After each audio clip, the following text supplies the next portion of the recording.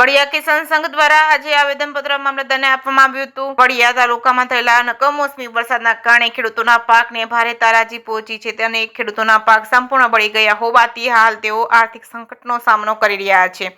મગફળીની તાત્કાલિક ખરીદી શરૂ કરવી અને ખરીદીના માપદંડોમાં રાહત આપવી તેમજ હાલ રવિ વાવેતરનો સમય છે, જેથી રાસાયણિક ખાતરની અછત દૂર કરવી, ખેડૂતોને રાહત મળે તે માટે જૂની વીમા યોજના ફરી શરૂ કરવી। ખેડૂતો દ્વારા જય જવાન જય કિસાનના નારા સાથે મામલતદારને આવેદનપત્ર આપ્યું હતું। તાત્કાલિક પગલાં લેવા સરકારને વિનંતી કરવામાં આવી હતી। જે કે સિંહ ગુજરાતી સાથે રાજુ કારિયા, વડિયા તાલુકાના બધા ગામના ખેડૂત આગેવાનો આવ્યા છે અને આજનો અમારો ખાસ મુદ્દો એવો છે કે આજે સતત કમોસમી વરસાદ પડ્યો એનાથી ખેડૂતોનો ટોટલ પાક નિષ્ફળ ગયો છે અને ક્વોલિટી હાવ લેસ થઈ ગઈ। જે કાંઈ બચ્યું ને એમાં ક્વોલિટી લેસ થઈ ગઈ છે। એટલે અમારે ખાસ સરકાર પાસે કહેવાનું એટલું જ છે કે અમને સૌથી પહેલું તો આ સહાયના ટુકડા જે રહ્યા ને એ નથી જોતા, અમારે ધિરાણ માફ કરે ને એ જ જોઈશે।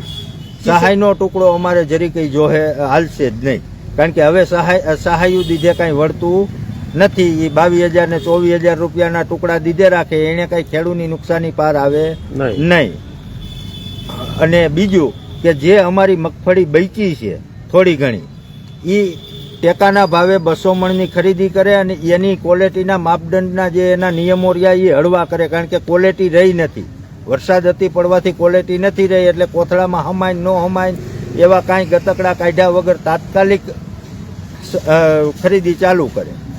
અને અત્યારે રવિ સિઝન અમારે વાવેતરનો સમય થઈ ગયો છે, બજારમાં ખાતરની સંપૂર્ણ અછત છે, ક્યાંક જવલે જ મળે છે, તો આવું ખેડૂના ભાગે જ કેમ આવે? એ લોકોને વિધાનસભામાં કેન્ટીનમાં બેઠા બેઠા 10-20 રૂપિયાની થાળી ખાવામાં એમાં કાજુની નેની કોઈ દી અછત નથી થતી, અને ખેડૂને જ કાયમ આ ખાતરની નેની અછત થાય। અને સૌથી અગત્યનો મુદ્દો કે આ દેનારો સમાજ છે, જગતનો તાજ છે ખેડૂત, એને આ લોકોએ ભિખારી બનાવી દીધો। આ સહાયના ટુકડા દઈને વીમા યોજના બંધ કરાવી અને ભિખારી ટાઈપનો બનાવી દીધો કે કાયમ ઉઠીને અમારે સહાય જ માગવાની। આ દેનારો વર્ગ છે એને માગવા નીકળવું જ ન પડવું જોઈએ।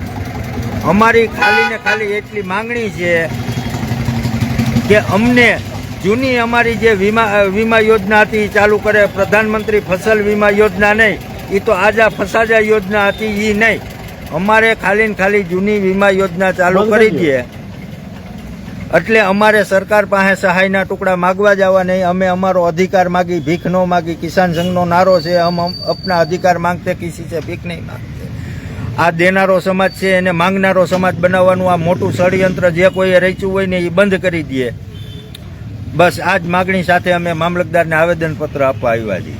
ભારતીય કિસાન સંઘના પ્રમુખ વડિયા કોકા તાલુકાના વિનુભાઈ રાદડિયા। મારો સરકારશ્રીને એ નમ્ર વિનંતી છે કે આજ કંપનીવાળાની અંદર કંપની નાખીને બેઠા હોય કરોડો રૂપિયાની, એને માલ કાસો ન આવે તો એની કંપની બેદી પોહાય બંધ। તો આજ ખેડૂતના દીકરાની આજે વર્ષે એમાં એક પેદાય હરખી આવે છે, તો આજથી 15 વર્ષ પહેલાંના ભાવ ગણે ને અત્યારનો ભાવ તાલ ગણે તો અત્યારે જે બધું ખાતર, સુપર, દવા, ઓજારો, ડીઝલ એ બધું આજે લોકોને બધું 15 વર્ષમાં એટલે કે 3 ગણું થઈ ગયું। તો આજ સરકારશ્રીને ખબર છે કે તો આજે જે ખેડૂતની જણીશ છે એનો ભાવ એને 700 રૂપિયા આપવો છે, તો તે દિવસે આજથી 15 વર્ષ પહેલાં જો 1400 રૂપિયા ભાવ હોય તો 14 ને 42 તો 4200 રૂપિયા ભાવ થવો જોઈએ। તો ખેડૂતને આમનું કાયમિકને માટે સરકાર આ મારવાના પ્રયત્ન કરે છે, પણ સરકારશ્રીને મારી કહેવાની વિનંતી છે કે આજ ખેડૂતનો દીકરો છે, જગતનો તાજ છે, તો એ તમારું ભરણ પોષણ બધાયનું એ કરે છે। તો એમ નહીં એક માણસ જો કોઈ સમજી લેજો એક ટાણું કોઈ પૈસા ખાવાનું આમંત્રિત આપે તો આપણે એને ધન્યવાદ માનીએ છીએ। તો આજ ખેડૂતનો દીકરો આખા જગતને ગદરાવે છે, તો સરકારને સમજવું જોઈએ કે આપણે આનો ધન્યવાદ માનવો જોઈએ, કે ખેડૂતો પ્રત્યે એને થોડીક લાગણી હોવી જોઈએ। અને ખેડૂત પ્રત્યે જો લાગણી રાખશે ને તો દેશ આગળ આવી છે, કારણ કે આપણો કૃષિ પ્રધાન દેશ છે, નકર આજ ભૂખે મરવાનો વારો આવી છે। આ તો ખેડૂતના દીકરાની મજબૂરી છે।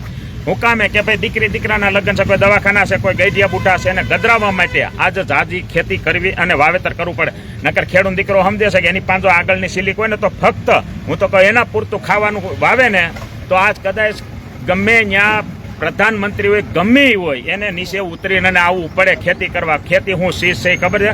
તો તમે તમારા આજે પગારદાર છે વ્યક્તિ છે, આજે નોકરિયાત છે, એને 30 દિવસનો મહિનો હોય ને આપણે ભાઈ કહે છે જગદીશ મહેતા કે એને 6-7 આંકડાનો પગાર હોય છે, તો ખેડૂના દીકરાને તમે 15,000 ને 20,000 આપો, એ લાયકાત છે? તમે વિચારો એક વસ્તુ કે ઓલાના પગારનો 5મો ભાગ એક 30 દિવસનો અને ખેડૂને 365 દિવસ, તો એને જરીક વિચારવું જોઈએ કે ખેડૂના દીકરાનું જરીક આપણે જોવું જોઈએ. મારું કહેવું એવું નથી કે ભાઈ નોકરિયાત છે ને ભલે નોકરી હજી 5 આંકડાની 7 આંકડાની 10 આંકડાની થાય, અમે રાજી છીએ, પણ આજ ખેડૂના દીકરાને હોતે કંઈક દેવું જોઈએ. હવે આ વર્ષે આજે 1 વર્ષની પેદાઈ હોય અને એમ કહી દઈએ કે હાલો એને 15,000 ખાતામાં નાખી દે, 15,000 ના તમારા કપડા થાય છે, તો આ ખેડૂને આખું વરસ કાઢવું છે, તો તમારે હા એને તો વીઆઈપી જીવન જીવવું છે, પણ અમારે વીઆઈપી નથી જેવું. અમારા પૂરતું તો આપો. મજબૂરી ખેડૂની ઈ છે, આ દીકરા દીકરીઓ પરણાવવા માટે છે, મજબૂરીને હિસાબે આજ ખેડૂત જગતનો તાત છે, એને બાપ કીધો છે, તો સરકારે માય બાપ કહેવાય છે, તો સરકારને કઈ બાપને છોકરા પાહણ માગે રાખવાનું? અરે ના, છોકરાની ખબર પડે ને એટલે બાપને દેવું જોઈએ. તો આજ ખેડૂનો દીકરો છે એને પ્રત્યે થોડુંક સરકાર શ્રી ધ્યાન આપે, મારી એવી વિનંતી છે. આજ મગફળીની ખરીદી કરશે ને એટલે એમાં કેટલા ગતકડા કાઢશે. આ ગતકડા કાઢીને તમારી આ માલ નહીં હાલે, ફલાણો માલ નહીં હાલે, ઓલું નહીં હાલે, પલ્લી ગયેલે. પણ તમને આજ ખબર છે કે આજે માવઠું જે વરસાદ રૂપી થઈ રહ્યું છે, ખેડૂતનું નુકસાની એ આજે અઢળક ઘણું થઈ રહ્યું છે. કેટલું કે આજે એમાં કાંઈ બસ એમ નથી, છતાં ખેડૂને બિચારાઓને કોઈને થોડું ઘણું બેસ્યું છે.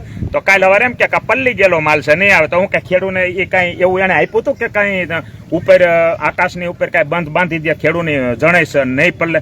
બધી મગફળી બગડી ગઈ છે. એને માટે હું તો એમ કહું વણજી 6% ને 8% રાખે ને એના બદલાને વણ 25% ને 30% રાખ્યા દેવી મગફળી આજ ખરીદી કરે ને ત્યારે હાંકવી પડશે. નકર ખેડૂતો આગળના સમયમાં ઉગ્ર આંદોલન કરશે એવું અમારું તારણ છે. કારણ કે નકરી આજે ખેડૂને દબાણ જ કરવું છે તો એનો કોઈ આજ ઈલાજ નથી. મારું એટલું કહેવાનું એટલું છે કે આ સરકારશ્રીને ધ્યાન દોરવા વિનંતી છે. નકર આ મારા વાલા હું નથી કહેતો, આ તો પબ્લિક બધી કરે નકર 2070માં આનો અનુભવ થાય સરકારશ્રીને. સરકારશ્રીને ભારતીય કિસાન સંઘ વતી એટલી અપીલ છે, નમ્ર અપીલ છે, ભીખ નથી માગતા. અને નાનો પરિવાર શિખામણ સરકારને આપે એ વ્યાજબી નથી, પણ જે ખરીદીમાં નુકસાની કરે છે ને એટલા પૈસા જ આપી દે. ખરીદી નો કરે તો કાંઈ નહીં. કોથળામાં અને ગોડાઉનમાં અને હળગાવીને જે નુકસાની સરકાર કરે છે એને ભરપાઈ કરે છે, તો એટલા પૈસા જેણે અરજી કરી છે એટલા એના ખાતામાં નાખી દે અને આ વર્ષનું સંપૂર્ણ દેવું જે છે એ માફ કરે. નહીં માફ કરે તો ખેડૂતો પછી ના છૂટકે કેવું આંદોલન કરશે એ પરિસ્થિતિ પાછળની સરકાર ભોગવશે. જય હિન્દ, જય ભારત.